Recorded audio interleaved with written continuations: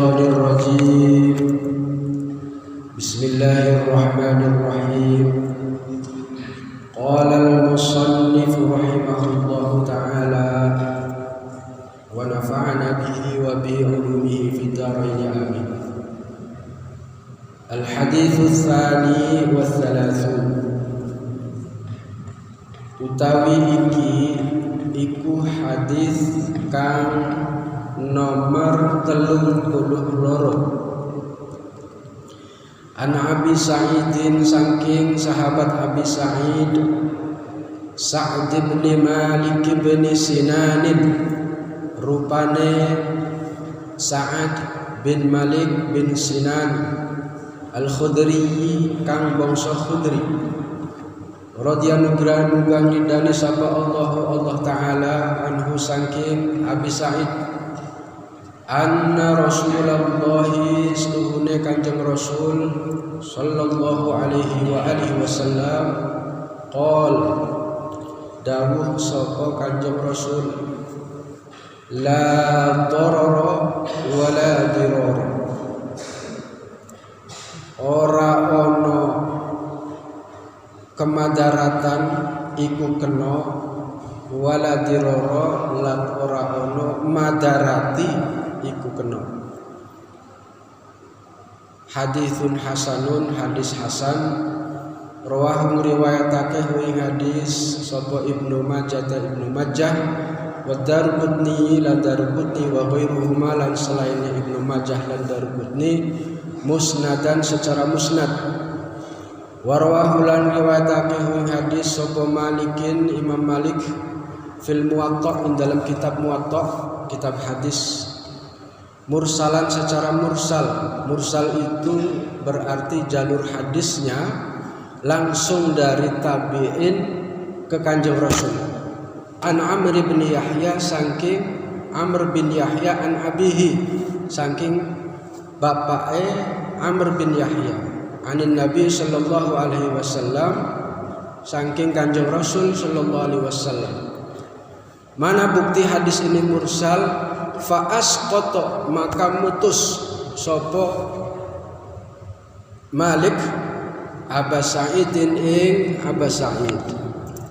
Walahu lan iku kedua hadis turukun pira-pira jalan yuqawi kang watake apa ba'duha sebagian turuk ba'don ing sebagian. Alhamdulillah, hadis pendek, hadis ke-32 sudah saya bacakan makna pesantrennya, bukan makna Jawa tetapi makna pesantren, karena makna pesantren itu berbeda dengan pemaknaan Jawa. An Abi Sa'idin, hadis ini dari sahabat Abi Sa'id, ya. Nama aslinya Sa'ad bin Malik bin Sinan Al-Khudri. Beliau menyatakan bahwa Kanjeng Rasul sallallahu alaihi wasallam itu pernah bersabda, pernah menyampaikan satu hadis yang sangat pendek, tetapi pendeknya hadis itu justru memiliki keluasan makna. Apa hadis pendeknya itu? La darara wa la dirar. Jangan mendatangkan bahaya dan jangan pula melakukan sesuatu yang membahayakan kepada orang lain. Nah, di dalam syarah hadis ini setidaknya ada 4 pendapat yang menjelaskan mengenai makna dari hadis yang disampaikan oleh Kanjeng Rasul. Namun demikian, bahaya atau madarat itu bisa dikutip dari hadis ke-24 sebagaimana disebutkan di bawah itu. Bahaya atau madarat itu sebagai sebuah kedzaliman. Waddul muharramun kama taqaddama fi hadithi Abi Dzar. Apa hadisnya? Ya ibadi inni haramtu dzulma ala nafsi wa ja'altuhu bainakum muharraman fala tadzalamu. Ini hadis ke-24 di halaman 63, ya. persis mengatakan bahwa bahaya itu, melakukan sesuatu yang membahayakan itu bagian dari kezaliman. Ya haram, baik membahayakan diri sendiri, terlebih-lebih membahayakan orang lain. Coba kita buka apa pendapat pertama dari para ulama mengenai makna la darara wa la dirara. Huma lafdhani bimakna wahidin takallama bihima jami'an ala wajhi tawkidi. Kata la darara wa la dirara bimakna wahidin memiliki makna tunggal, maknanya satu, artinya dia tidak bisa dipisah-pisahkan, dia satu rangkaian. Takallama bihima jami'an ala wajhi ta'kidi. Jadi lafaz kedua dari kata la darara wa la dirara itu menguatkan kata yang pertama. Artinya la dirara menguatkan la darara. Itu artinya ya jangan berbuat bahaya dan membahayakan. Yang kedua, ini ada pendapat dari Ibnu Habib. Wa qala Ibnu Habib ad-dararu 'inda ahli al-arabiyyati al-ismu. Jadi darar itu menurut ahli tata bahasa Arab adalah al-ismu. Apa itu al-ismu? Ya kata benda.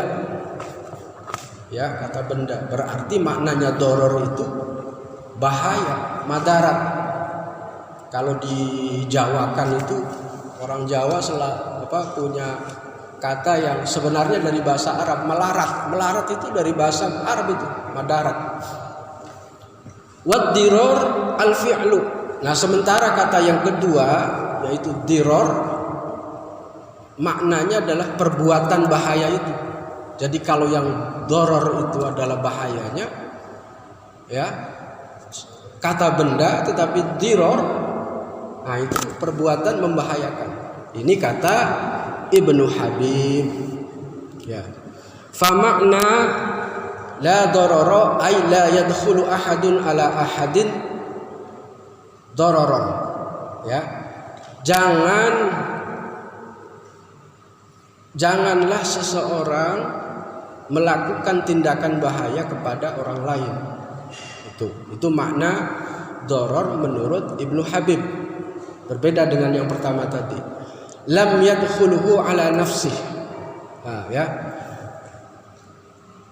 La yadkhulu ahadun ala ahadin dararan lam yadkhuluhu ala nafsih. Jangan seseorang melakukan tindakan membahayakan kepada orang lain sebagaimana dia tidak melakukannya pada diri sendiri. Wa makna la dirara la yudarra ahadun bi ahadin. Nah, sama juga. Janganlah seseorang saling membahayakan orang lain. Ya. Yang ketiga adalah pendapat ulama yaitu namanya Al-Mahasini. Beliau mengatakan ad-dararu huwa alladzi laka fihi manfaatun wa ala jarika fihi madarratun. Boleh jadi sesuatu yang kita anggap memiliki manfaat tetapi buat orang lain itu enggak ada manfaatnya, malah membahayakan. Jadi darar kata Al-Mahasini adalah sesuatu yang menurut kita punya manfaat tetapi menurut orang lain tidak punya manfaat. Contoh begini, ada satu riwayat, suatu ketika ada seorang musafir di zaman Nabi melakukan perjalanan yang sangat jauh memakai unta. Dalam perjalanan datanglah waktu sholat. Nah, di situ beliau mampir ke masjid. Ketika masuk ke masjid bertemu dengan orang yang sedang sholat, namanya Mu'ad bin Jabal. Mu'ad bin Jabal jadi imam dan dia makmumnya. Rakaat pertama diikuti setelah baca Fatihah, rupanya Mu'adz bin Jabal membaca suratul Baqarah, panjang sekali. Kita nggak pernah baca satu rakaat membaca surah Al-Baqarah, pasti ditinggal sama jamaah kan. Rakaat pertama membaca suratul Baqarah. Suratul Baqarah itu surat terpanjang di dalam Al-Quran. Kalau dihitung juznya sekitar 2,5 juz. Liar. Rakaat kedua Mu'adz bin Jabal membaca surah An-Nisa, panjang juga. Maka akhirnya karena capek, makmum tadi yang musafir ini dia mufaraqah, dia berpisah dari ikut sholat berjamaah dengan Mu'adz.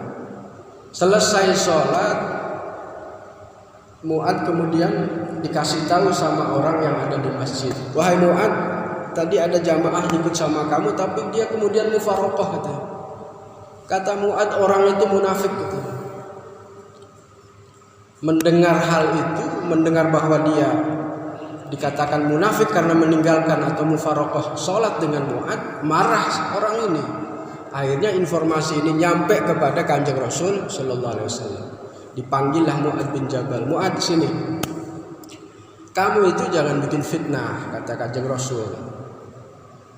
Kamu jangan bikin fitnah. 3 kali Rasulullah mengungkapkan itu. Kalau sholat itu nggak usah panjang-panjang, cukup baca Sabbihisma rabbikal a'la yang sedang-sedang aja. Nah, ya, dan surat-surat lain yang pendek. Boleh jadi ada orang tua, ada orang sakit, ada orang sedang safar, ada orang habis kerja, capek dan sebagainya. Ini makna hadis ini sesungguhnya mengajarkan kepada kita bahwa bacaan-bacaan panjang di dalam sholat memanglah memberikan pahala yang sangat besar dan itu banyak manfaatnya, tetapi boleh jadi membahayakan, ada madarat buat orang yang menjadi makmum.